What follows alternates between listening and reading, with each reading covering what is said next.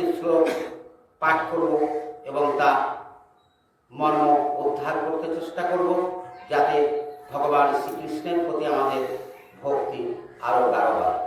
হরে কৃষ্ণ। জয় জয় জয় শ্রী গুরু বৈষ্ণব নিতাই গৌর সীতানাথ প্রেমানন্দে নিতাই গৌর হরি হরি বল।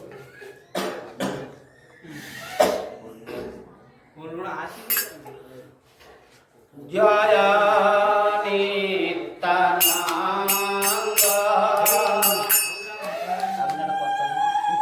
জয় গৌরচন্দ্র জয় রাধা বল্লভ জয় জয় হে জয় নিত্যানন্দ জয় গৌরচন্দ্র জয় রাধা বল্লভ জয় জয় হে গুরু ব্রহ্মা গুরু বিষ্ণু গুরু দেব মহেশ্বর গুরু সাক্ষাৎ পরম ব্রহ্ম তস্मै গৌরায়ে নমঃ। জয় নিত্যানন্দ জয় গৌরচন্দ্র জয় রাধা বল্লভ জয় জয় হে বাঞ্ছা কৃপা সিন্ধু ভয়ে বাচা পতিতানাং পাবনেভ্যো বৈষ্ণবে জয় নিত্যানন্দ জয় গৌরচন্দ্র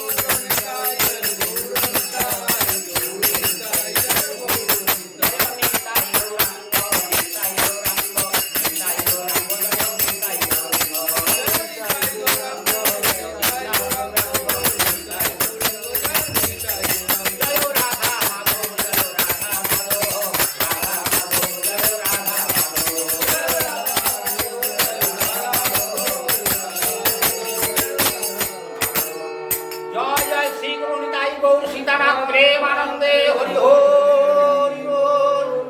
হরে কৃষ্ণ হরি বল। নিতাই গৌর হরি বল। জয় রাধেশ্যাম।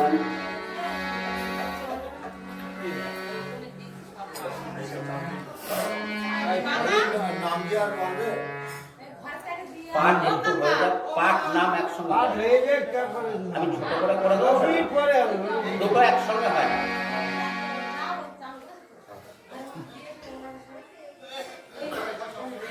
নমো ভগবতে বাসুদেবায়। নমো ভগবতে বাসুদেবায়। নমো ভগবতে বাসুদেবায়। জয় শ্রীকৃষ্ণ। আমরা শ্রীমদ্ ভগবদ গীতার 14 অধ্যায় গুণত্রয় বিভাগ যোগ থেকে কিছু পাঠ এবং শ্রবণ করতে চেষ্টা করছি। ভগবানের মুখনিসৃত বাণী এই শ্রীমদ্ ভগবদ গীতায় ভগবান শ্রীকৃষ্ণ এবং অর্জুনের কথোপকথন একত্রিত করে এই শ্রীমদ্ ভগবদ গীতা। এই শ্রীমদ্ ভগবদ গীতাও কিন্তু মহাভারতের অংশ। মহাভারতের ভীষ্ম পর্ব থেকে নেওয়া হয়েছে। সেই শ্রীমদ্ ভগবদ গীতা কুরুক্ষেত্র প্রাঙ্গণে যে 18 দিন যাবৎ যুদ্ধ হয়েছিল, সেই 18 দিন যুদ্ধে ভগবান শ্রীকৃষ্ণ অর্জুনকে যে সকল তত্ত্বজ্ঞান প্রদান করেছিলেন, সেই সকল তত্ত্বজ্ঞান লিপিবদ্ধ হয়ে শ্রীমদ্ ভগবদ গীতা। তাই গীতারও 18টা অধ্যায়। ভগবান শ্রীকৃষ্ণ অর্জুনকে যে তত্ত্বজ্ঞান প্রদান করেছিলেন, তা শুধু অর্জুনকে শিক্ষা দেওয়ার জন্য নয়, তিনি এই জগৎবাসী আপামার জনগণ আমাদের সকলকে, সকল গৌর ভক্তবৃন্দ, সকল বৈষ্ণববৃন্দ এবং সকল মানুষকে এই জগতে কিভাবে আমরা চলব, কিভাবে কর্ম করব, কিভাবে জীবন যাপন করব, সবটাই শ্রীমদ্ ভগবদ গীতার মাধ্যমে ভগবান শ্রীকৃষ্ণ আমাদের জানিয়ে গেছেন। তিনি পরম করুণাময়। আমাদের মঙ্গল কামনা করে আমাদের সুস্থ সুন্দর রাখার জন্য ভগবান শ্রীকৃষ্ণ এই গীতার অবতারণা করেছিলেন। তিনি আমাদের প্রতি আমাদের এত ভালোবাসেন, আমাদের মঙ্গলের জন্য তিনি এত করে গেলেন। কিন্তু আমরা দুর্ভাগা, আমরা কৃমিকুট সমান, আমরা তাকে ভুলে গেছি, তাকে মনে রাখিনি। তিনি কিন্তু আমাদের মনে রেখে আমাদের মঙ্গলের ব্যবস্থা শ্রীমদ্ ভগবদ গীতার মাধ্যমে করে গেছেন। তাই বৈষ্ণব কবি তারা অনেক দুঃখ করে বলেছে, কৃষ্ণ ভুলি বহির্মুখ অনাদি অনন্তকাল। কৃষ্ণ ভুলি বহির্মুখ অনাদি অনন্তকাল। আমরা ভগবানকে ভুলে গেছি, তাই আমরা বহির্মুখে যাচ্ছি। আস্তে আস্তে আমাদের সমাজ বিশৃঙ্খলায় সৃষ্টি হচ্ছে। এই ভগবান শ্রীকৃষ্ণের কাছে আমরা প্রতিজ্ঞাবদ্ধ। আমরা যখন ভূমিষ্ঠ হয়েছিলাম, আজকে এখানে একজন পরলোক গমন করেছেন, তিনি একদিন ভূমিষ্ঠ হয়েছিলেন। আমরা যখন এই মণ্ডলে ভূমিষ্ঠ হয়েছিলাম, তার আগে গর্ভে ছিলাম। গর্ভে থাকাকালীন গর্ভের যন্ত্রণা সহ্য না করতে পেরে আমরা মুহুর্মুহু ভগবানকে বলেছি, হে ভগবান, এই গর্ভ যন্ত্রণা থেকে আমায় মুক্তি দাও। আমি ভূমণ্ডলে গিয়ে তোমার নাম করব, তোমার গান করব, তোমার সেবা করব, তোমার পূজা করব, সর্বত্র তোমার সেবায় আমি ব্যস্ত থাকবো। এই ভগবানের কাছে প্রতিজ্ঞা করে তারপরে গর্ভ থেকে আমাদের ভূমিষ্ঠ হয়েছিলাম আমরা এই পৃথিবীতে। দেখুন, আমরা প্রতিজ্ঞা করে এলাম ভগবানের সব কিছু করবো, তবে গর্ভ থেকে মুক্তি দিলেন ভগবান শ্রীকৃষ্ণ, আমাদের এই ভূমণ্ডলে পাঠালেন। আর যেই আমরা এই ভূমণ্ডলে চলে আসলাম, সঙ্গে সঙ্গে আমরা ভগবানকে ভুলে গেলাম। ভুলে গিয়ে আমরা কি করতে লাগলাম? আমার নিয়ে ব্যস্ত হয়ে গেলাম। আমার পুত্র, আমার পরিজন, আমার সন্তান, আমার স্ত্রী, আমার জমি, আমার জায়গা, আমার বাড়ি, আমার ঘর। একবারও মনে হলো না যে ভগবান শ্রীকৃষ্ণ আমাদের এই পৃথিবীতে পাঠিয়েছেন, সবই তো তার সেবা করার জন্যই আমরা এই জগতে জন্মেছি। এই ভুলে যাওয়ার কারণে ভগবানের সঙ্গে প্রতিজ্ঞাবদ্ধ হয়ে আমরা ভগবানকে ভুলে গেছি। আমরা কি করেছি? ভগবানকে অবজ্ঞা করেছি। তা ভগবানকে অবজ্ঞা করলে তার যেরূপ ফল প্রাপ্তি হয় তা আমরা পাচ্ছি। আমরা নরক যন্ত্রণা ভোগ করছি। আমরা যদি কাউকে জিজ্ঞেস করি, দাদা কেমন আছেন, ভালো আছেন তো? একেবারে মন থেকে এক কথায় কেউ বলতে পারে না আমি ভালো আছি, এর কারণ সে ভালো নেই, ভালোর সাথে বাস করে না। ভালো আমাদের পরমেশ্বর ভগবান শ্রীকৃষ্ণ, তার সঙ্গ করলে, তার কথা শুনলে, তার সেবা করলে তবেই ভালো থাকা যায়। না হলে শান্তি শান্তি করে যদি ভগবানের দিকে পেছন ফিরে আমি চিৎকার করি, জীবনে কোনোদিনই শান্তি লাভ করা সম্ভব নয়। ঈশ্বর পরম কৃষ্ণ সচ্চিদানন্দ বিগ্রহ অনাদি আদি গোবিন্দ সর্বকারণের কারণ। যা যা ঘটেছে, যা যা ঘটছে, যা যা ঘটবে সব কিছুর কারণ স্বরূপ ভগবান শ্রীকৃষ্ণ। এটা আমরা বুঝতে পারি না, আমরা মনে করি আমরাই করছি। ভগবান শ্রীকৃষ্ণের রথের, ভগবান শ্রীকৃষ্ণ অর্জুনের রথের সারথি ছিলেন, সারথি থেকে সেই রথ পরিচালনা করতেন এবং পুরো কুরুক্ষেত্র যুদ্ধ চলাকালীন ভগবান শ্রীকৃষ্ণ অর্জুনের রথ চালিয়েছিলেন। শুধু অর্জুনের রথ চালাননি, আমাদের প্রত্যেকের দেহ রথে তিনি সারথি হিসাবে আছেন, আমাদের প্রত্যেকের দেহ রথকে তিনি চালিয়ে নিয়ে যাচ্ছেন। তিনি যেভাবে চলছেন, চালাচ্ছেন, আমরা সেইভাবেই চলছি। ভগবান আমাদের সারথি হিসাবে থেকে দেহ থেকে যখন নেমে যাবেন, তখন এই দেহ জড় পদার্থে পরিণত হবে, এই দেহের আর কিছু করার থাকবে না। তাই সর্বান্তকরণে সকলের কাছে নিবেদন, সকলকে অনুরোধ করছি, আর কিছু না পারেন, সংসার করেন, কর্ম করেন, সব করেন, তার মধ্যে ভগবান শ্রীকৃষ্ণকে সারা দিন রাতে একটা বার স্মরণ করুন। তিনি বড় দয়াময়, তিনি প্রচন্ড দয়া আমাদের দিয়ে রেখেছেন। তাকে একবার যদি তাকে স্মরণ করি, আমাদের জীবনের সব কলুষ নষ্ট হয়ে যাবে। দুঃখ, দুর্দশা, অসুস্থতা সবই আমরা সব থেকেই মুক্তি পাবো এবং সুস্থ, সুন্দর, আনন্দময়, সুস্বাস্থ্য জীবন লাভ করতে পারবো। জয় শ্রীকৃষ্ণ। শ্রীমদ্ ভগবদ গীতার গুণত্রয় বিভাগ যোগ শ্লোক নম্বর 1। ভগবান উবাচ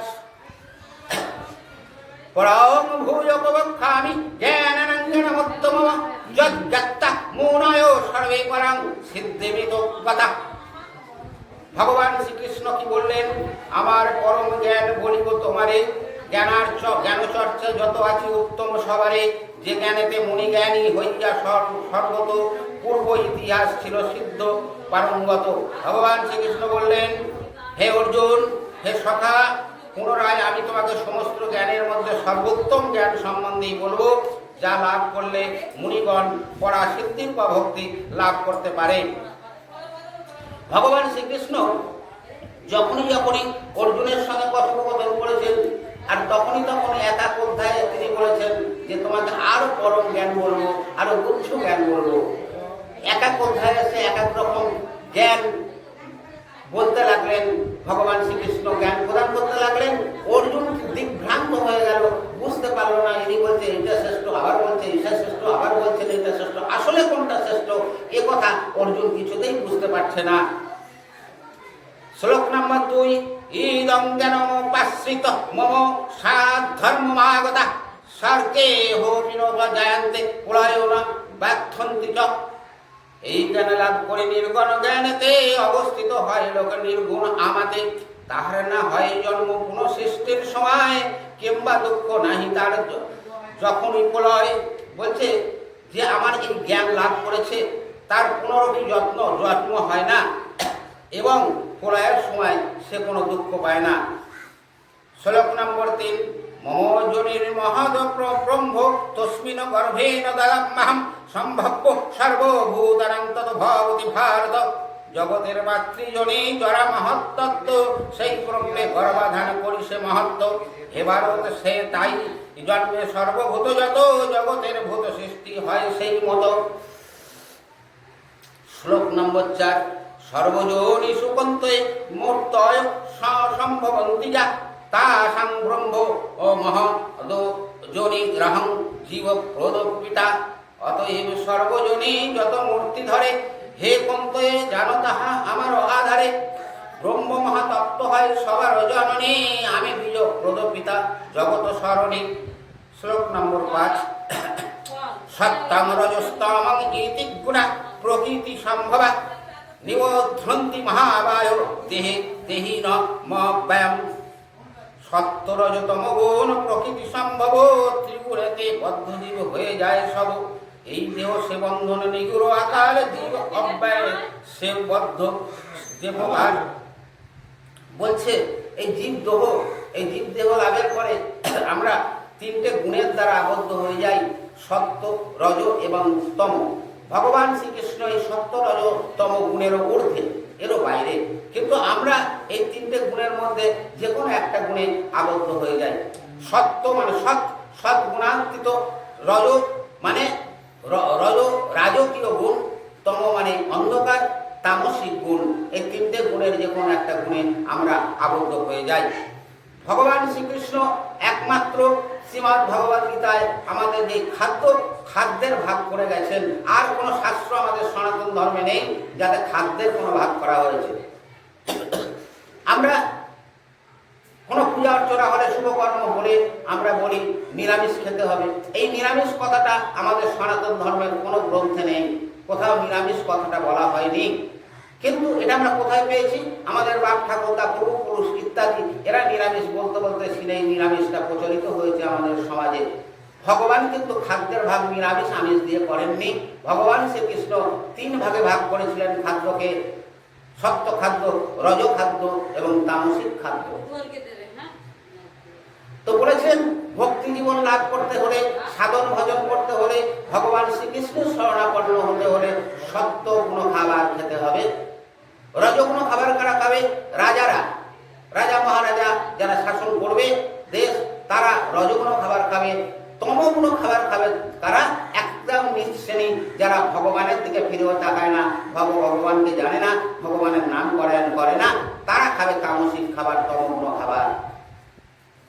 তাহলে ভগবান শ্রীকৃষ্ণের কথা মতো আমরা বুঝতে পারছি সত্য কোনো খাবার আমাদের গ্রহণ করা উচিত। ভগবান শ্রীকৃষ্ণের শরণাপন্ন হতে গেলে নিরামিষ নয়, নিরামিষ বলে কোনো কথা নেই, এটা আমরা তৈরি করেছি। সত্য কোনো খাবার কি? টাটকা খাবার, অতি ঝাল নয়, অতি তিতো নয়, অতি টক নয়, এটাকে সত্য কোনো খাবার বলা হয়। বাসি নয়, পচা নয়, এইসব খাবারগুলো সত্যগুলো খাবার নয়। তো একজনকে যদি জিজ্ঞাসা করি তুমি বাবা নিরামিষ খাও, তো বলছে হ্যাঁ আমি তো 14 বছর ধরে নিরামিষ খাচ্ছি। আরে বাবা, নিরামিষ খাওয়ার কথা বলা হয়নি কোনো শাস্ত্রে, নিরামিষ বলে কোনো কথা কোনো শাস্ত্রে নেই আমাদের। সত্য কোনো খাবার খেতে বলেছে। আর সত্য কোনো খাবার কথা কোনো ভক্তকে যদি বলেন, সে বুঝতেই পারবে না সত্য খাবারটা কাকে বলে। কেন বুঝতে পারে না? তারা সাধু সঙ্গ করে না। তাই সাধু সঙ্গ সর্বশাস্ত্রে কয়, লভামাত্র সাধু সঙ্গ প্রেম উপাজয়। সাধু সঙ্গ না করলে বোঝা যাবে না, শোনা কথায় চলবে না। আমরা যারা নিরামিষ খাই তারা দই খাই না? দইটা ঠাকুর দেবতা খায়, আমরা খাই। আপনারা জানেন বাসি না হলে দই হয় না। তাই দইটা কি খাবার? তামসিক খাবার। এই খাবার খেলে ভগবান ভজন করা যায় না, এটা বাসি খাবার, এটা ভগবানকে দিতে নেই। ভগবান নিজে মুখে শ্রীমদ্ ভগবদ গীতায় তা আলোচনা করে গেছেন। তাই খাবারের বিচার আমরা কি করব? ভগবানের প্রীত, ভগবান যাতে ভালোবাসেন তাই আমরাও খাবো, ভগবানকেও দেবো।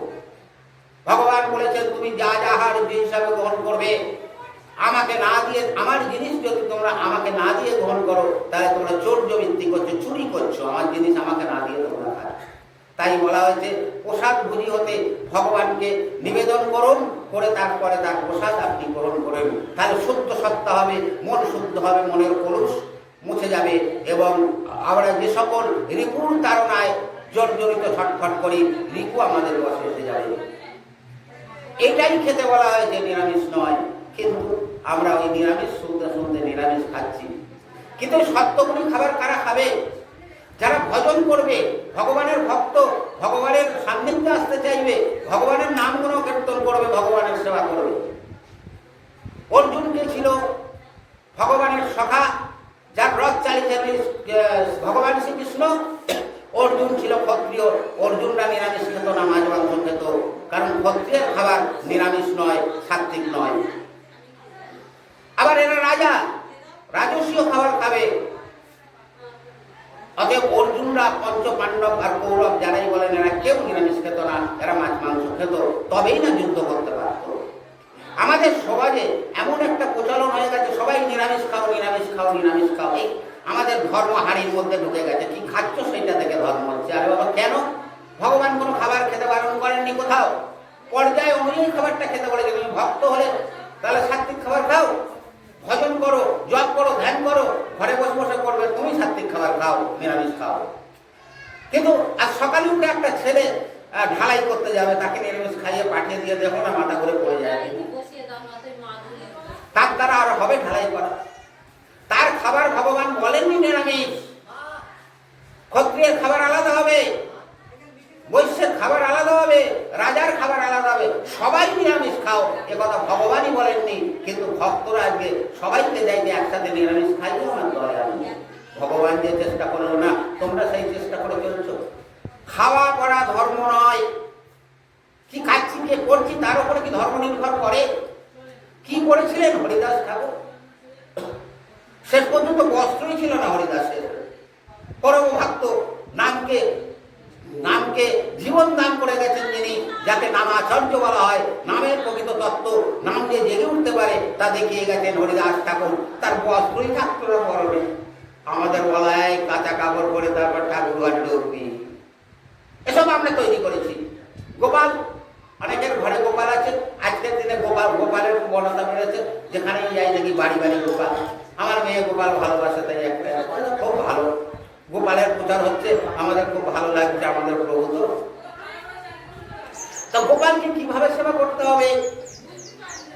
ভগবান সেবার, ভগবান প্রেমের বিভিন্ন পর্যায় আছে। তার মধ্যে গোপাল সেবা যদি করি বাৎসল্য প্রেম লাগে সেখানে। বাৎসল্য মানে গোপাল আমার সন্তান, আমি তার মা। মা যশোদা যেভাবে সেবা করেছিলেন, গোপালের সেবা করতে হবে। তা বলুন তো বাবা, আপনার সন্তান শুয়ে আছে ঘরে, আপনি টয়লেট বাথরুমে গেছেন, এমন সময় আপনার সন্তান খুব কান্নাকাটি করছেন। তো সন্তান কান্নাকাটি করছে, তখন কাপড় ছাড়ার সময় হবে, দৌড়ে এসে সন্তানকে কোলে নেবেন না? ভগবান আমাদের ঘরের লোক, আমাদের পরিবারের লোক, তাই অত কাপড় ছেড়ে চান করে শুদ্ধ হয়ে গোপালের কাছে যেতে হয় না। গোপাল আমার জাদুমণি, আমার সোনা। গোপালকে বলে কাপড় চোর, এই নিয়ে ব্যাখ্যা হয়েছে। তাহলে আমাদের বুঝতে হবে ভগবানকে আপন করে নিতে হবে, দূরে রাখলে হবে না। এই ছুস না, এই যাস না, এই শুদ্ধ, এই গঙ্গা জল দিয়ে এই করতে করতে আমরা ভগবানকে দূরে পাঠিয়ে দিয়েছি। একবারে খেয়াল করি না ভগবান আমার পরিবারের লোক। যখন ভগবান পরিবারের লোক ভাবতে পারবো, তখন ভগবান ভাবতে পারবে আমরাও তার লোক। এই ভাবনা আমাদের অভ্যাস করতে হবে আস্তে আস্তে, তবেই কৃষ্ণ ভক্তি লাভ করা সম্ভব। যত যত সাধু বৈষ্ণবগণ আছেন তারা তাই করেছেন।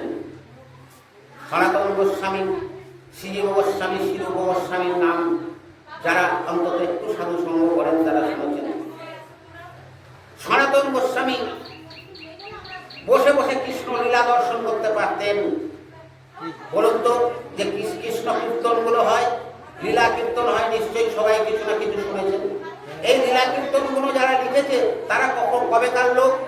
তারা কিন্তু এখনকার লোক। সেই জয়দেব গোস্বামী থেকে আরম্ভ করে যার যার নাম করবেন তারা কিন্তু এখনকার লোক। এরা কেউ কৃষ্ণের সময়ের লোক নয়। তাহলে তারা কি করে জানলো কৃষ্ণ কি করতো না করতো? তার কীর্তন লিখে গেল কি করে? কীর্তন লিখে তারা এভাবে গেল, ভাবাবেশে তারা কৃষ্ণ লীলা দর্শন করতে পারতো, সেই ক্ষমতা তাদের ছিল। এই ভাবাবেশে দর্শন করে তারা লিখেছিল। সনাতন গোস্বামী চোখ বুজে বসে আছেন, ভগবান শ্রীকৃষ্ণের একটা লীলা দেখছেন। একটা গোলাপ ফুটে আছে গাছে, রাধারানী ভগবান শ্রীকৃষ্ণের কাছে ওই গোলাপটা পেরে দেওয়ার জন্য আবদার করলেন। তা ভগবান শ্রীকৃষ্ণ রাধারানীকে যেহেতু চেয়েছেন, তাই ভগবান শ্রীকৃষ্ণ সেই গোলাপটা পেরে রাধারানীকে দেওয়ার জন্য সেই গাছের কাছে গেলেন। গাছের কাছে গিয়ে ভগবান শ্রীকৃষ্ণ সেই গোলাপটা পারবেন, কিন্তু হাত যাচ্ছে না গোলাপ পর্যন্ত। ভগবান শ্রীকৃষ্ণ চতুরের শিরোমণি, তো চাতুর্য জানে ভালো। তো রাধারানীকে বলল, দেখো রাধা, আমার তো হাত যাচ্ছে না ফুলটা, এরকম তোমার কি করে ফেলে দেবো? রাধারানী বলছে, তা জানি না, ফুলটা আমার খুব ভালো লেগেছে, ওটা লাগবে। তখন ভগবান শ্রীকৃষ্ণ বলেন, আচ্ছা এক কাজ করো রাধারানী, তুমি আমার কাঁধে চাপো, আমি তোমার কাঁধে করে নিচ্ছি, তুমি ফুলটা পারো। তখন রাধারানী ভগবান শ্রীকৃষ্ণের কাঁধে উঠলেন, আর ভগবান শ্রীকৃষ্ণ ওই ফুলটার গাছের কাছে নিয়ে গেলেন। রাধারানীকে ফুলের ডালটা ধরে যে ফুলটা পারবে বলে, আর কৃষ্ণ হঠাৎ করে ছেড়ে দিয়ে রাধারানীকে ছেড়ে দূরে চলে গেল। আর সেই ডাল ধরে রাধারানী বলছে, আহা চতুরের শিরোমণি কৃষ্ণ লীলা বড় মধুর, এর মতো সুধা জগতে আর কিছু নেই।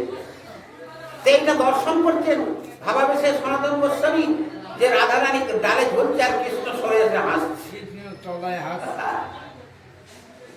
আর তাই দেখে সনাতন গোস্বামী তো খুব হাসছে ভগবান শ্রীকৃষ্ণের এই লীলা দেখে। এমন সময় খঞ্জ বৈষ্ণব, একজন বৈষ্ণব ছিলেন, পরম বৈষ্ণব তিনি, কিন্তু তিনি বিকলাঙ্গ ছিলেন। বিকলাঙ্গ বলে তিনি বাইরে বেরোতেন না, কারণ বাইরে বেরোলে কেউ দেখে যদি বিকলাঙ্গ বলে তাকে উপহাস করে তাহলে বৈষ্ণব অপরাধ হবে তার। ওই জন্য যাতে মানুষের বৈষ্ণব অপরাধ না হয় তাই তিনি ঘর থেকে বেরোতেন না। কিন্তু সেই দিন সেই খঞ্জ বৈষ্ণব সনাতন গোস্বামীর আশ্রমে গেছেন, কিন্তু কৃষ্ণ কথা শুনবেন বলে। খঞ্জ বৈষ্ণব যখন পৌঁছেছে সনাতন গোস্বামীর আশ্রমে, তখন সনাতন গোস্বামী হো হো হো করে হাসছে কেন? ওই কৃষ্ণ লীলা দর্শন করে আসছে। খঞ্জ বৈষ্ণব ভাবল, ও বাবা, সনাতন গোস্বামী তো পরম বৈষ্ণবী, তো এও তো আমাকে দেখে হাসে আমি বিকলাঙ্গ বলে, এও তো ভালো না। তখন রেগে গেলেন খঞ্জ বৈষ্ণব, তিনি রাগ করে সনাতন গোস্বামীর আড়াই থেকে আবার গিয়ে ফিরে গেলেন। এই গিয়ে ফিরে যাওয়ার পর থেকে সনাতন গোস্বামী আর কৃষ্ণ লীলা দর্শন করতে পারছেন না। হাজার চেষ্টা করে কৃষ্ণ লীলা উনি দেখতে পাচ্ছেন না। কি করবে? তখন শিরূপ গোস্বামীকে সনাতন গোস্বামী বললেন যে, দেখো প্রভু, আমি তো কৃষ্ণ লীলা দর্শন করতাম ডেলি, এখন আর কৃষ্ণ লীলা আমার স্মরণে আসছে না, দর্শন করতে পারছি না। রূপ গোস্বামী সনাতন গোস্বামীকে বললেন যে, নিশ্চয়ই কোনো জেনে অজেনে বৈষ্ণব অপরাধ হয়েছে, তাই তুমি লীলা দর্শন করতে পারছো না। বলছে, আমি কি করে বুঝবো কার কাছে অপরাধ করেছি? রূপ গোস্বামী বললেন, সনাতন, এখানে যত বৈষ্ণব আছে প্রত্যেক বৈষ্ণবকে তুমি বাড়িতে নিমন্ত্রণ করো সেবার জন্যে। বৈষ্ণবরা সেবা করতে আসবেন, যে বৈষ্ণব আসবেন না জানবে তার কাছে তোমার অপরাধ আছে। কত সুন্দর পরিকল্পনা, কত সুন্দর যুক্তি জানতো তারা। তো তাই হলো, সনাতন গোস্বামী বৈষ্ণব সেবার আয়োজন করলেন, সকলকে নিমন্ত্রণ করলেন, সবাই এলো। খঞ্জ বৈষ্ণব, তোমার সামনে গেছি সেদিন তুমি হেসে তোমার খুব অপমান করছো, তোমার বাড়ি খেতে যাবো, খঞ্জ বৈষ্ণব আসবে না। সবাই সেবা করছে, সনাতন গোস্বামী দেখছে কে আসেনি, দেখলো খঞ্জ বৈষ্ণব আসেনি। রূপ গোস্বামী বললো, এই খঞ্জ বৈষ্ণবের কাছেই তোমার অপরাধ আছে, জেনে হোক আর না জেনে হোক।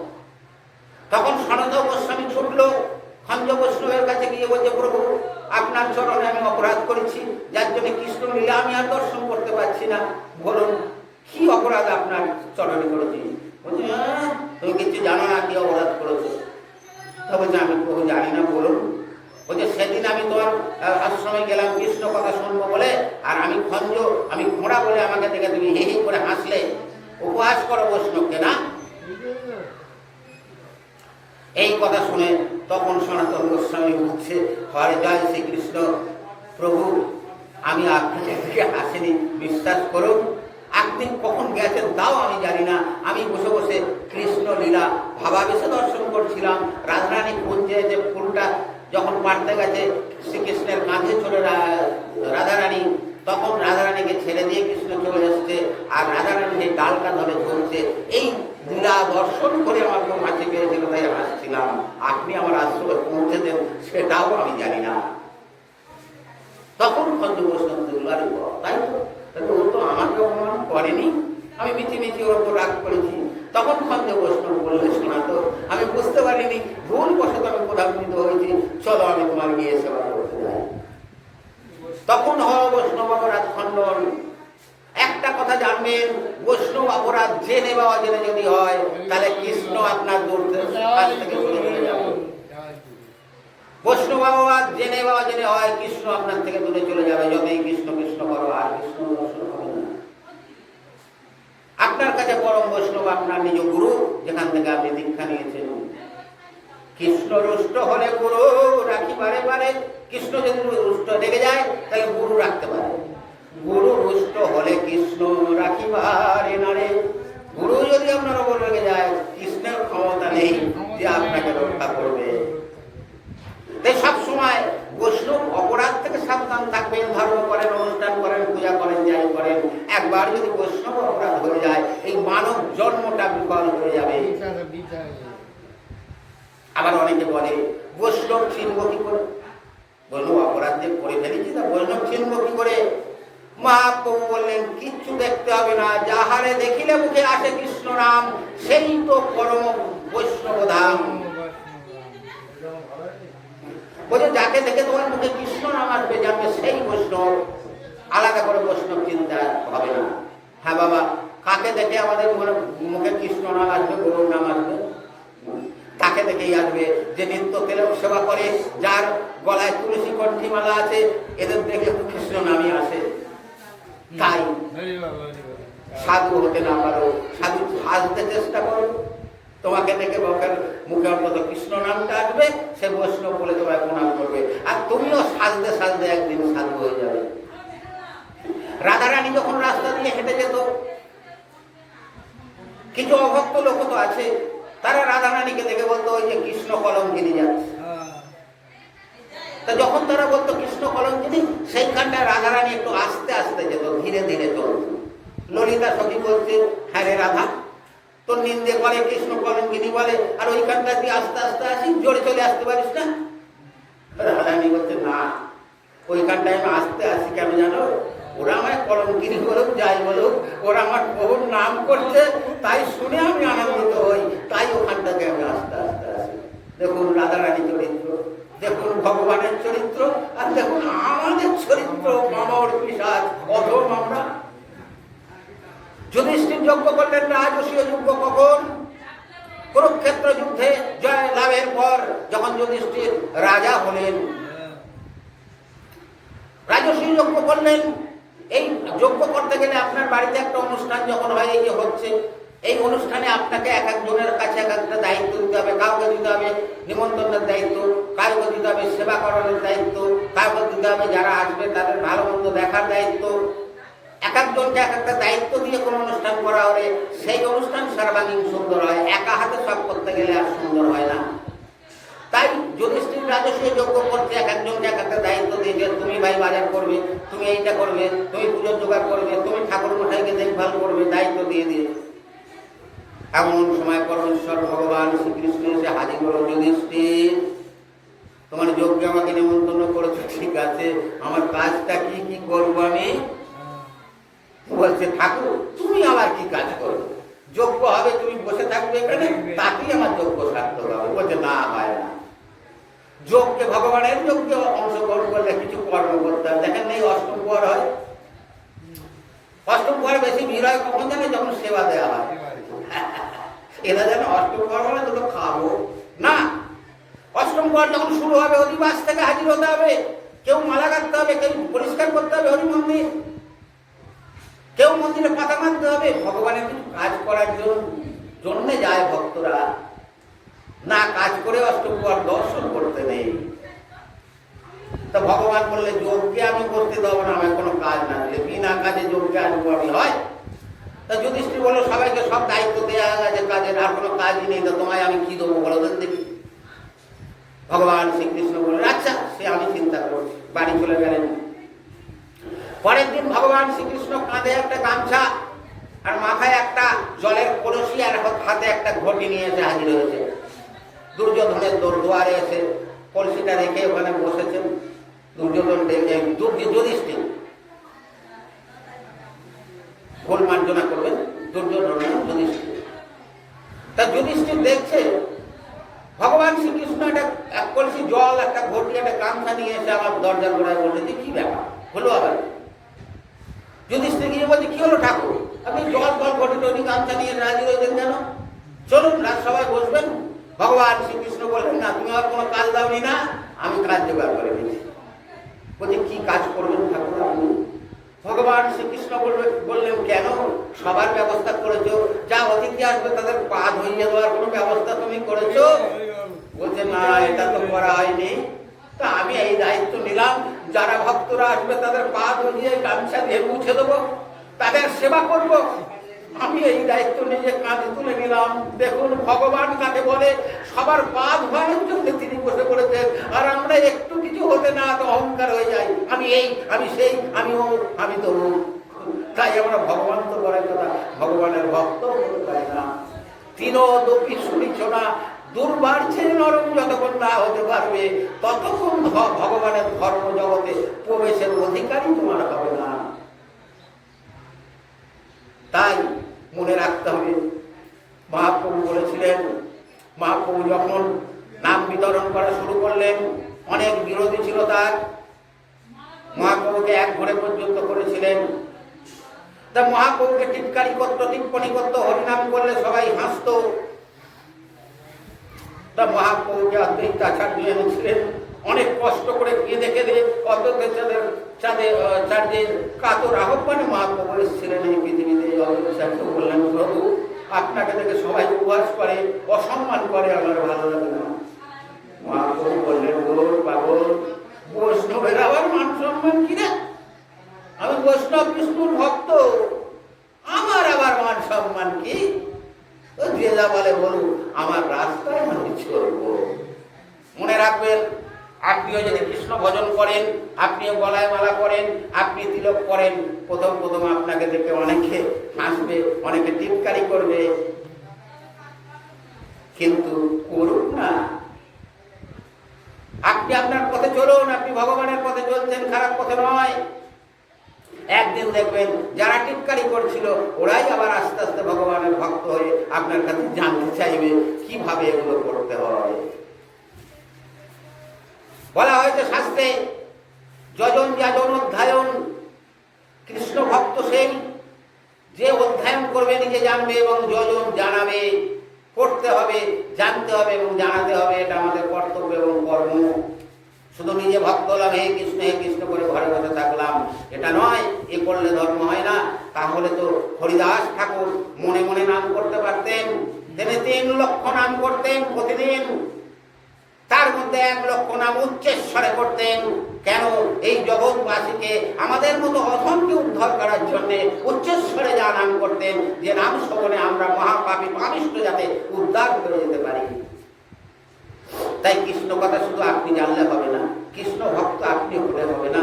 যে কৃষ্ণ ভক্ত নয়, বাবা বাছা করে তাকে কৃষ্ণ ভক্ত হওয়ার করানোর চেষ্টা করলেও ভগবান শ্রীকৃষ্ণ আপনাকে আশীর্বাদ করবেন।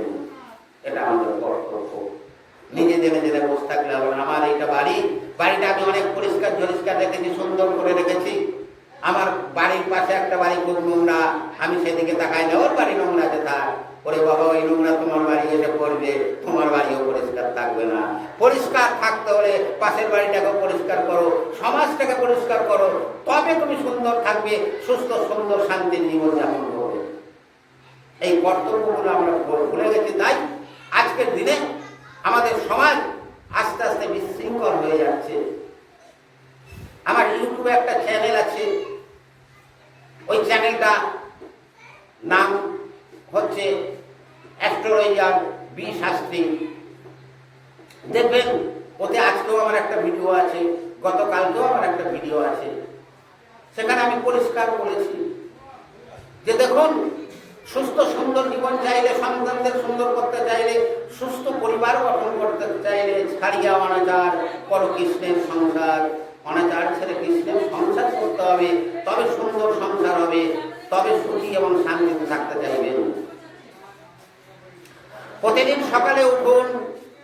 আমরা 3 সন্ধ্যা, নিশ্চয়ই যারা দীক্ষা নিয়েছেন জানেন, গুরুদেব বলে দিয়েছেন 3 সন্ধ্যা জপ করতে হয়। এই 3 সন্ধ্যা সন্ধিক্ষণ কখন? রাত্রি এবং দিনের যুক্ত সময়, ভোরবেলা। রাত্রি শেষ হচ্ছে এবং ভোর হচ্ছে, একটা সন্ধ্যা। আর একটা সন্ধ্যা কখন? দুপুরবেলা। বিকাল এবং সকালের যুক্ত সময়, এটা হচ্ছে দুপুরবেলায় একটা সন্ধ্যা। আর একটা সন্ধ্যা কখন? দিন শেষ হয়ে রাত্রি হচ্ছে, সেই যুক্ত সময়, সেটা একটা সন্ধ্যা। এই 3 সন্ধ্যা নাম জপ করতে বলেছেন যারা যারা দীক্ষা নিয়েছেন প্রত্যেকের গুরুদেব। 3 সন্ধ্যা সম্ভব হয় না আমাদের, হয়তো আমরা কলিহত জীব, কর্মব্যস্ত জীব, সময় নেই আমাদের। সকল কাজের পাই গো সময়, তোমারে ডাকিতে পাই না। এই জায়গায় এসে আমরা পৌঁছেছি। হোক 3 বার না করতে পারি, একটা বার অন্তত সকালবেলা উঠে পরিবারের সকলকে নিয়ে ভগবানের সামনে বসুন। কোনো মন্ত্র দরকার নেই, সবাইকে সামনে নিয়ে বসে ভক্তিপূর্ণ প্রণাম করুন ভগবানকে। তাহলে দেখবেন আপনার ওই সন্তানটা প্রণাম করতে শিখবে। আর ভগবানকে প্রণাম করতে শেখালে তবে বাবা মাকে প্রণাম করবে। আমরা শেখাই না, বলি আমার ছেলে বাবা মার তাই প্রণাম করে না। হরে কৃষ্ণ। আমরা শেখাই না। হরিবল হরিবল নিতাই গৌর হরিবল। এই শিক্ষা দিতে হবে।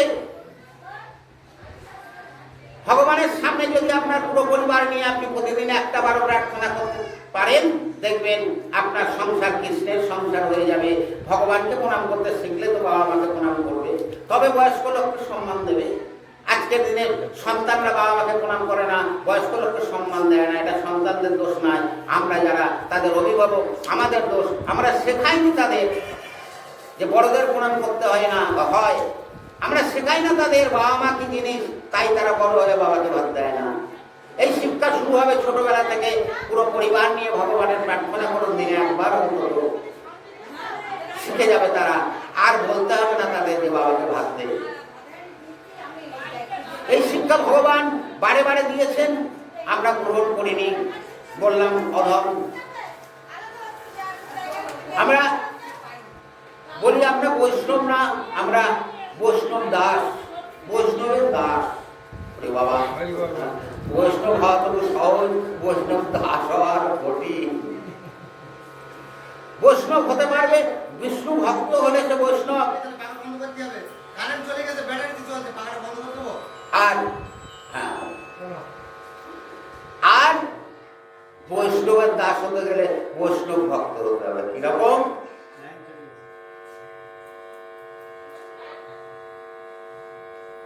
শ্রীজীব গোস্বামী যখন দীক্ষা নেওয়ার জন্য সনাতন গোস্বামীর কাছে গেলেন, এখনকার গুরুদেবরা দেখেছেন কুলগুরুরা 10 জন দীক্ষা নেবে, বাবা আর 20 জন বের করো, 30 জন একসাথে নাও, সবাইকে দীক্ষা দেবো, শিষ্য করবো। এখনকার গুরুদেব কুলগুরু।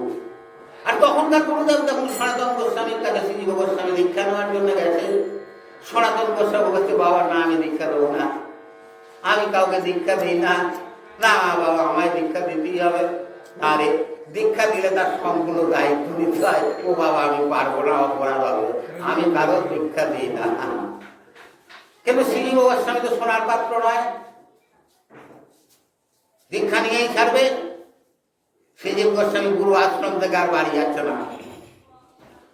বলে আপনি যদি আমায় দীক্ষা না দেন, আপনার আশ্রমে থেকে যাবো, আমি আর বাড়ি যাবো না। আছে সনাতন গোস্বামী আশ্রমে আছে, গুরুর সেবা করছে, দীক্ষা দিচ্ছে না, সেবা করছে। অনেক আগের কথা। তখন এখনকার মতো এরকম আমাদের যে ইংরেজিতে টয়লেট, বাথরুম, এই ভাষা ছিল না, আরে ঘরগুলো ছিল না। তখন সবাই বনে জঙ্গলে, দূরে নদী প্রান্তের নদীর তীরে গিয়ে এই টয়লেট, বাথরুম ইত্যাদি করতো। তার সনাতন গোস্বামী নিজে আশ্রম থেকে দূরে, একটু দূরে গিয়ে সেখানে মলত্যাগ করতেন, প্রস্তাব ত্যাগ করতেন। তো এটা শ্রীজীব গোস্বামী লক্ষ্য করল। তো গুরুদেবের আশ্রম থেকে একটু দূরে গিয়ে মলত্যাগ করেন গুরুদেব। তো রোজ মলত্যাগ করলে ওই মলের গন্ধ তো গুরুদেবের আশ্রমে আসবে, গুরুদেবের খুব কষ্ট হবে। শ্রীজীব গোস্বামী গুরুর অবসরে গুরুদেবকে না জানিয়ে গুরুদেব মলত্যাগ করে চলে আসতেন, আর ও যে সেই মলটা হাতে করে ধুয়ে নিয়ে দূরে ফেলে দিয়ে আসতেন। সনাতন গোস্বামী জানতেন। দেখুন গুরু সেবা কাকে বলে। প্রতিদিন শ্রীজীব গোস্বামী গঙ্গা থেকে 1 কলসি জল নিয়ে আসতেন মাথায় করে। সেই জল দিয়ে গুরুদেব ভগবানের সেবা করতেন। আমরা বলি না, তোমার কি দীক্ষা হয়েছে, তোমার হাতে জল খেতে নেই? ও তখন তো শ্রীজীব গোস্বামীকে দীক্ষাই দেননি সনাতন গোস্বামী। তখন জল আনতো গঙ্গার, আর তা দিয়ে পূজা সেবা দিতেন সনাতন গোস্বামী। কি করে দিতেন? যে শ্রীজীব গোস্বামী তো দীক্ষা হয়নি। সেটা গঙ্গা জল। সর্বকলুষ নাশ হয় যে গঙ্গা স্নানে, সেই গঙ্গা জল মাথায় করে আনতে সে দীক্ষা না দীক্ষা দেখতে হবে। তাহলে গঙ্গা জলের প্রতি বিশ্বাস নেই। এই আমাদের ধর্ম। এইভাবে গঙ্গা জল আনতে আনতে মাথায় ঘা হয়ে গেছে, পাকড়ি বেঁধে রেখেছে, জল আনে, দেখলো আমার মাথায় ঘা হয়ে গেছে, বড় বড় পোকা হয়েছে। এই পাকড়ি আর খোলে না, বড় বড় পোকা হয়েছে। পাকড়ি করলে গুরুদেব দেখবে মাথায় পোকা হয়েছে, তাহলে জল আনতে দেবে না। পাকড়ি খোলে না, ওর মধ্যে পোকা ওকে কামড়াচ্ছে। তা একদিন ওই কলসি করে জল এনে কলসিটা নিচে নামিয়েছে, আর মাথার পাগড়িটা আপনি খুলে পড়ে গেছে। আর এই পাগড়ির সঙ্গে অনেকগুলো পোকাও পড়ে গেছে, পাগড়িটা যেই খুলে গেছে। গুরুদেব দেখি ওর বাবা মাথায় ঘা হয়ে বিশাল পোকা হয়ে গেছে। তো আরে তুই আমাকে বলিস না তো, তোর মাথায় পোকা হয়ে গেছে জল বয়ে বয়ে। বলছে গুরুদেব পোকা হয়েছে বললে সেই জল নিয়ে আপনি কি ভগবানের সেবা করতেন? আমার তো ভগবান সেবায় ব্যাঘাত হতো, ওই জন্য আমি বলিনি। শ্রীজীব গোস্বামী বুঝতে পারলেন দীক্ষা নিতে এসছে উপযুক্ত পাত্র, তাই দীক্ষা নিতে এসছে। সেই দিন সনাতন গোস্বামী শ্রীজীব গোস্বামীকে বললেন, তোর পরিশ্রমের দিন শেষ হয়েছে, আজকেই আমি তোকে দীক্ষা দেবো, যা গঙ্গা স্নান করে। শ্রীজীব গোস্বামী গিয়ে গঙ্গা স্নান করলেন। গঙ্গা স্নান করে যখন উঠে এলেন, মাথায় আর একটা ঘা নেই। সেই দিনই সনাতন গোস্বামী শ্রীজীব গোস্বামীকে দীক্ষা প্রদান করেছিলেন। কত কঠোর জিনিস দীক্ষা। দীক্ষা নিলে দক্ষ হয় মানুষ, দক্ষ থেকে দীক্ষা কথার উৎপত্তি হয়েছে। তাই বলা হয় দীক্ষিত মানুষের হাত ছাড়া জল খেও না। কারণ যে দীক্ষা নিয়ে সে দক্ষ হয়েছে, সে এক গ্লাস জল একটু কাউকে দিতে গেলেও দেখবে গ্লাসটা পরিষ্কার আছে, তো জলটা ভালো, তো ওতে কিছু নোংরা পড়েনি, তো দুই হাতে ধরে ভক্তি ভরে জলটা খেতে দেবে। কারণ সে দক্ষ, দীক্ষা নিয়েছে। এই জন্য দীক্ষা নিয়ে না নিলে তার হাতে জল খেতে নেই। কিন্তু দীক্ষা নিয়েও যদি কেউ নোংরা গ্লাসে ঝাঁপ করে একটা জল দেয়, সেটা কি দীক্ষিতের জল হলো না? ওই অদীক্ষিতের সমান হলো। তাই শুধু দীক্ষা নিলে হবে না, দক্ষতা অর্জন করতে হবে, তবেই তোমার জল, হাতের জল শুদ্ধ হবে, যা বৈষ্ণব সেবায় ভগবান সেবায় লাগবে। তো সে কথা আগে বলেছি, এটা কি করে হবে? আমরা চেষ্টা করলে হয় না। তার কাছে প্রতিদিন প্রার্থনা করতে হবে, হে ঠাকুর, হে পরমেশ্বর ভগবান শ্রীকৃষ্ণ, আমাকে তোমার মতো করে নাও, তোমার সেবার যোগ্য করে নাও, যাতে তোমার সেবা দিতে পারি। তিনি যদি করে তবে হয়, আমরা চেষ্টা করলে হবে না। আমরা চেষ্টা করব। ওই বললাম, সাধু সঙ্গ সর্বশাস্ত্রে কয়, লভামাত্র সাধু সাধু সঙ্গ প্রেম জয়। আমাদের সাধু সঙ্গ করতে হবে, ভাগবত সঙ্গ করতে হবে, ভাগবত পঠন করতে হবে, পাঠ করতে হবে, ভগবানের পূজা অর্চনা করতে হবে, ভগবানের সেবায় নিয়ত নিজেকে নিযুক্ত করতে হবে, তবেই আমরা ভূত সেবা করে চলেছি। বলে না ভূতের সেবা। জন্মেছি, একটু লেখাপড়া শিখেছি, যা হোক করেছি, একটু ভালো চাকরি করেছি, বা কোনো কাজ করছি, বিয়ে করেছি, বউ এনেছি, আমার বউ, আমার ছেলে, আমার সন্তান, ওদের জন্য করতে করতে আমার বউ মারতে যাচ্ছে, আর দৌড়াতে পারছি না, তাও দৌড়াচ্ছি কাজ জন্যে। ওই বউ, ওই ছেলে, জিজ্ঞেস করো তো, ওদের একটা এতটুকু পূর্ণ তোমায় দেবে তোমার উদ্ধারের সময় না? ও দেওয়ার ক্ষমতা নেই। ভূতের সেবা করছি আমরা। কিন্তু যদি তুমি বিবাহ করে থাকো, ফ্যামিলি পরিবার তোমার থাকে, তাদের দায়িত্ব তুমি না নিলেও অপরাধ হবে। দায়িত্ব কিভাবে নেবে? কর্তব্য করে যাবে, যার যা লাগবে সেটা তোমায় দিতে হবে, কিন্তু মনে রাখতে হবে ওরা আমার কেউ না, যে আমার তার চিন্তা করতে হবে।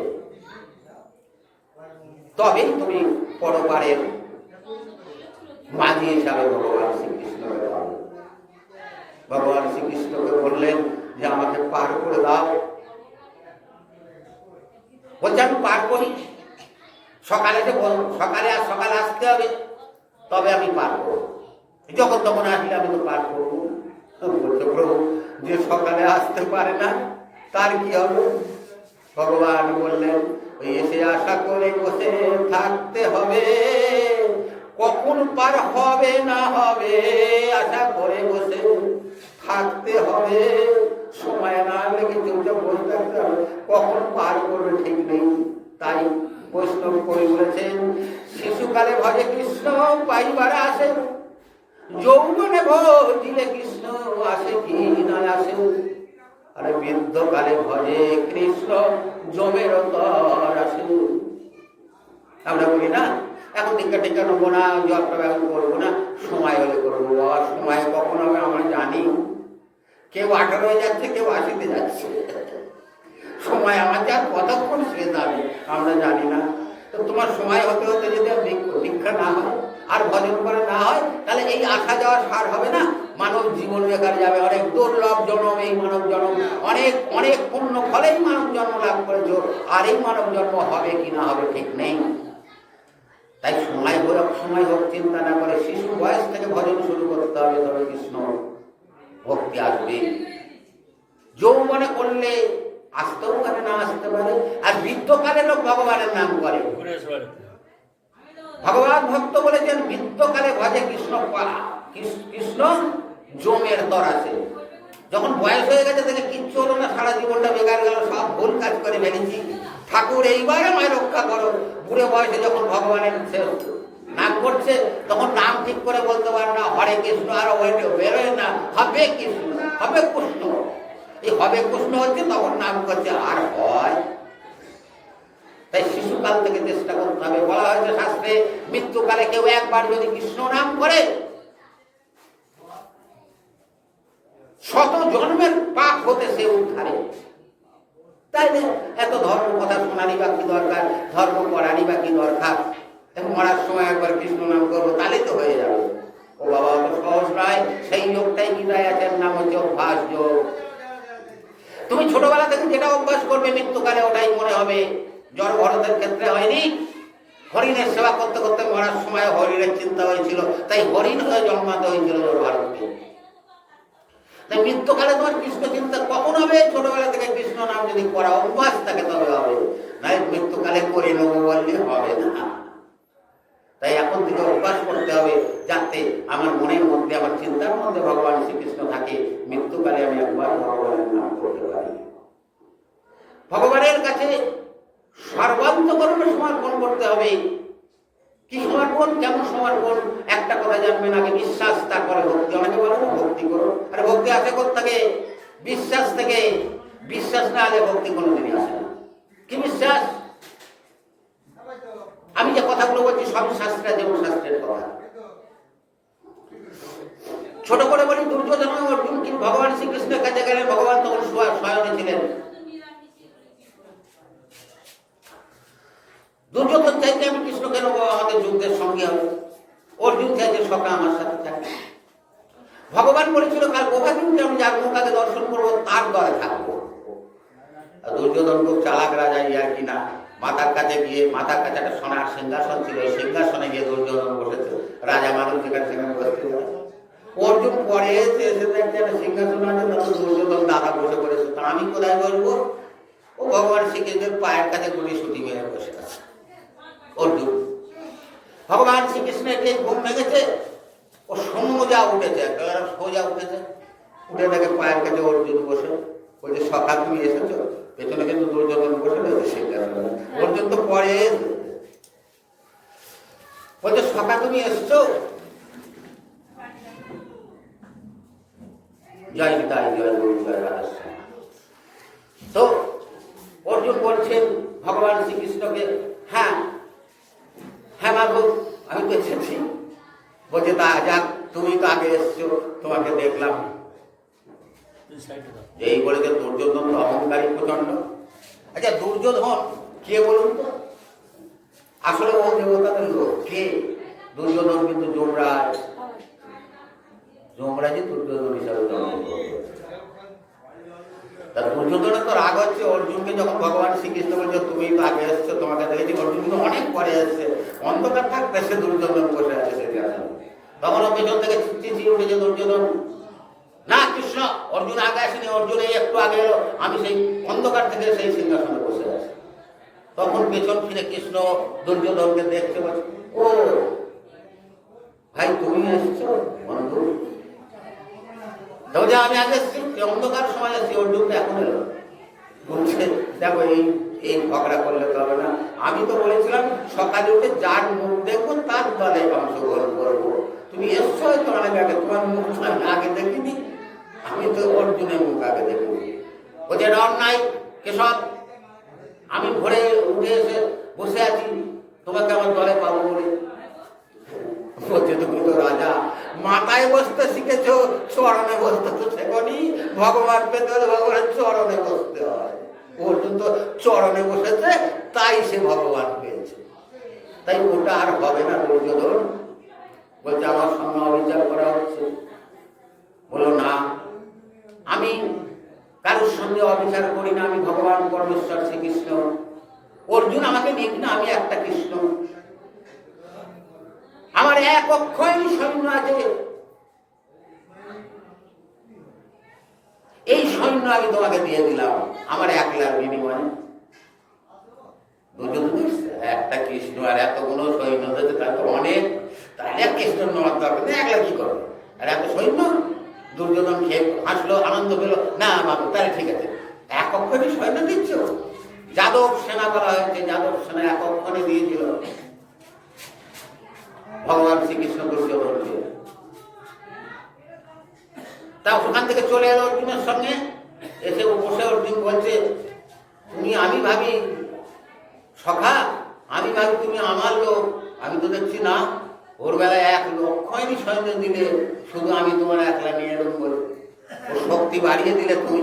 বলছে অর্জুন, বিশ্বাস নেই তোমার? বিশ্বাস নেই? সহস্র লক্ষ অক্ষয় সেনা আমার সমান নয়? বলছে হ্যাঁ হ্যাঁ সখা, বিশ্বাস আছে বলেই তো আমি তোমাকে নিয়ে এসেছি।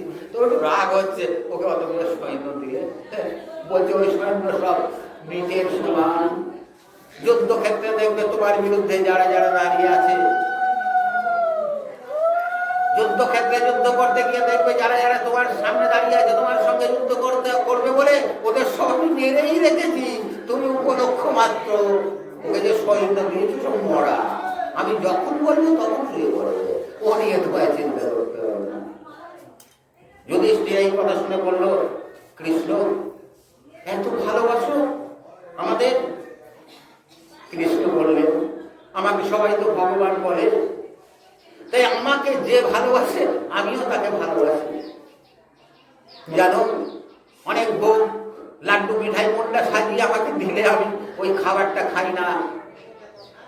খাবার দেওয়ার ভাগটাকে আমি গ্রহণ করি।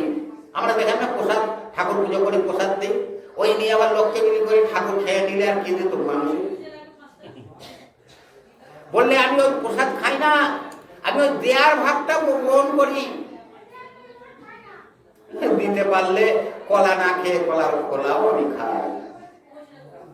কলার খোলা কার কাছে খেয়েছিল? বিদুরের গৃহিণী।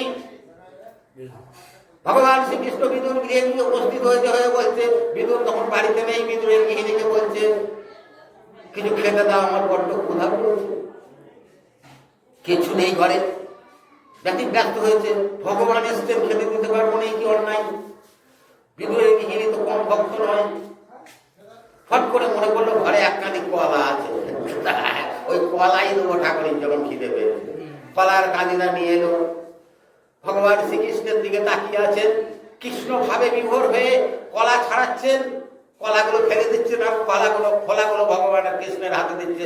ভগবান পক পক করে খাচ্ছে। দেখেন ভগবান কি খায়, আমরা কত ফলের আয়োজন করি, দিতেই পারি না, খাই। তা কলার খোলাগুলো বক বক করে খাচ্ছে। এমন সময় বিদুর বাড়ি এসে দেখি যেমন খোলাগুলো দিচ্ছে, খোলাগুলো ফেলে দিচ্ছে, আর কৃষ্ণ চতুর খোলাগুলি খাচ্ছে। তাড়াতাড়ি বউকে নিরস্ত করছে, বলে কি করছো, কি করছো, কি অপরাধ, কত বড় অপরাধ করছো, ভগবানকে কলার খোলা খাওয়াচ্ছ। তখন বিদুর গৃহিণী বলছে, কই কলা দিচ্ছি, তুমি কলা ওইসব ফেলে দিচ্ছ, খোলা দিচ্ছ। তখন লক্ষ্য করলো বিদুর গৃহিণী, তাই তুমি খোলা করে দিচ্ছি, কলা সব ফেলে দিচ্ছি। হাত জোর করে বিদুর গৃহিণী ভগবান শ্রীকৃষ্ণের কাছে ক্ষমা প্রার্থনা করছে, ভগবান ক্ষমা করো, আমি না জেনে দিয়েছি, আমি অজ্ঞান, আমি খাবার ফেলে, খাদ্য ফেলে অখাদ্য তোমাকে দেব কেন? ভগবান শ্রীকৃষ্ণ হাস্য মুখে বললেন, সঠিক খাবারটাই তুমি আমাকে দিয়েছ। আর যা খাবার দেওয়া হয় আমি ওটা গ্রহণ করি না। খাবারটা দেওয়ার পদ্ধতিটা আমি গ্রহণ করি। তুমি দিতে জানো খাবার, তাই তুমি যা দেবে আমি তাই খাবো। তাই দিতে জানলে ভগবানকে যা দেবেন তাই খাবো। আর দিতে না জানে আমার বাড়ি অনুষ্ঠান অষ্টম করবে, বিশাল প্যান্ডেল, বিশাল মাইক, দামি দামি দল, 28,000 30,000, হলো না অষ্টম করবে কেন? আমার অহং থাকলে ভগবান তার ধারে আসে না। তো সেই জন্যে ভগবান শ্রীকৃষ্ণ কে যদি ভজন করতে হয় নিজের মতো করে ভগবান শ্রীকৃষ্ণকে ভজন করতে হবে। সর্বান্তকরণে সবার মন। রাজসভা সবাই যখন দ্রৌপদীর বস্ত্র হরণ হচ্ছে, দ্রৌপদীর সম্বল কেউ নেই, পঞ্চপাণ্ডব তারা তো পরাজিত হয়েছে, তারা মুখ নিচু করে বসে আছে, ভীষ্ম আদি যারা আছে তারাও মুখ নিচু করে বসে আছে, দুঃশাসন দ্রৌপদীর বস্ত্র ধরে টানছে, সবার মধ্যে বস্ত্র হরণ হবে, দ্রৌপদীকে বিবস্ত্র করে দেখাবে সবার মাঝে, এটা দুর্যোধনের ইচ্ছা। দ্রৌপদী কাকে বলবে তার এই কষ্টের কথা? কোথায় সখা কৃষ্ণ? এই সবার মাঝে আমার লজ্জা নিবারণ করো বলে কৃষ্ণকে ডাকছে, আর দুই হাতে কাপড়টা ধরে রেখেছে, ডাকছে আর কাপড়টা ধরে রেখেছে। দুঃশাসন তো মহাশক্তিবান, সে এত জোরে টানছে দ্রৌপদী আর ধরে রাখতে পারছে না, সে টানতে টানতে প্রায় অর্ধ উলঙ্গ করে ফেলেছে, হাতের কাপড় নিয়েই ফেলেছে। তখন দ্রৌপদী দেখছি মহাদেব আমি কাপড় আটকে রাখতে পারবো না, তখন এক হাত তুলে, এক হাতে কাপড় ধরে আছে, এক হাত তুলে ডাকছে ভগবান কৃষ্ণ নারীর লজ্জা নিবারণ করো। তোমার তাও হচ্ছে না, কাপড় বেলায় করে পুরো গেল। তখন কাপড়টা আমি রক্ষা করতে পারবো না, তখন দুই হাত তুলে বললো হে গোবিন্দ তোমার দ্রৌপদীর লজ্জা নিবারণ করো। এত বস্ত্র এসেছিল, দুঃশাসন টেনে ঢিমি করে ফেলেছিল, বস্ত্র শেষ করতে পারেনি। বাবা কৃষ্ণের কি লাভ করতে হলে ওই দু হাত তুলে সমর্পণ করতে হবে, একটুখানি ধরে রাখলে ভগবান শ্রীকৃষ্ণ কোন রকম সাহায্য করবে না। আমরা ধরে রাখি বাবা, কেউ আমার মধ্যে মারতে আসে আমি তো লাঠি তুলি, তা ভগবান কেন তার বিচার করে বলে না? ভগবান বিচার করবে, ভগবান বিচার করে ভগবান ছেড়ে দিতে হবে, তুমি লাঠি তুললে কেন? আর করবে না ভগবান বিচার। হরে কৃষ্ণ, অনেক টাইম হয়ে গেল, আমি অনেকক্ষণ এসেছি, বসতে বসতে এদের আয়োজন করতে করতে দেরি হয়েছে। আমি বলেছি আমার আর একটা প্রোগ্রাম আছে বিকেলে, প্রতিদিন আমার প্রোগ্রাম থাকে, তবু আমার পরম ভক্ত সে আজ এখানে উপস্থিত নেই। আপনারা তাকে চেনেন, তার আত্মীয় বাড়ি এখানে সব নেপাল পানিতে হাটার বাড়ি। ও আমার খুব বলবো আন্তরিক ভক্ত। ও যদি কোথাও বলে বাবা এখানে যেতে হবে, আমি সব জায়গা বন্ধ করে সেখানে যাই। এইখানে নিমন্ত্রণটা নেপাল ফোন করে করেছিল, তারপরে ইনি ফোন করে আমাকে বললেন হ্যাঁ কৃষ্ণ ভক্ত পরম বৈষ্ণব। হ্যাঁ হ্যাঁ পরম বৈষ্ণব কেন বলছি, উনি বিভিন্ন গান বাজনা করেন, গান বাজনার মধ্যে ভগবান ভক্তি লাভ করার সুযোগ করে দেন মানুষকে। আমি বললাম যজন যাজন অধ্যায়, নিজে কৃষ্ণ ভক্ত হলে না হবে না, অপরকে কৃষ্ণ ভক্ত তৈরি করতে হবে, তবেই আমাদের এই সনাতন সমাজ জেগে উঠবে, একত্রিত হবে, তবেই আমরা জেগে উঠব। একত্রিত হলে আমাদের ধারে আর কেউ আসবে না। একত্রিত হওয়ার চেষ্টা কিন্তু আমাদের করে যেতে হবে, না হলে সনাতন কৃষ্টি একদিন আস্তে আস্তে অন্যরা শেষ করে দেবে। তাই সবাই একত্রিত হন, ভগবান শ্রীকৃষ্ণের শরণাপন্ন হন। এখন সময় এসছে বাঁশি হাতে কৃষ্ণ না, সুদর্শন হাতে কৃষ্ণের ভজনা করার সময় এসে গেছে। সুদর্শন হাতে ভগবান শ্রীকৃষ্ণের স্মরণ করুন, বাঁশি হাতে স্মরণ করবে রাধিকা তার প্রেমিকারা। আমরা প্রেমিকা না, আমরা ভক্ত, আমরা দাস। বৈষ্ণব কবি বলেছেন যদি হতাম বৈষ্ণবের দাসের অনুদাস, আমি যদি হতাম বৈষ্ণবের ছেচের কুকুর, মহাপ্রসাদ দিয়ে তরাইতে নামায় বৈষ্ণব ঠাকুর। এই ভগবান শ্রীকৃষ্ণের ছেচের কুকুর হওয়ার চেষ্টা করুন, সুদর্শন হাতে ভগবান শ্রীকৃষ্ণ। এখন সেই সময়। জয় শ্রীকৃষ্ণ।